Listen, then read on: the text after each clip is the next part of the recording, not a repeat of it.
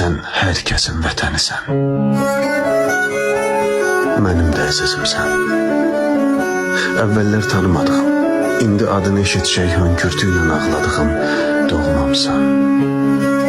Mən səninlə fərəh duyan, duyğulanan, qürurlanan, uğrunda canından keçdiyin həmvətəninəm. Sən ölkənin şərəfisən.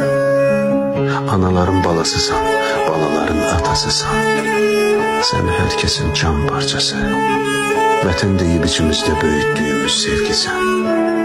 Hər tərəfdə dalğalanan. Cəbrayıla, Füzuliyə, Qubadlıya, Zəngilana, Kəlbəcərə, Şuşaya sancılan, qanınla qırmızıya boyadığım bayrağımın azadlıq rəmzisən. Şəhidim.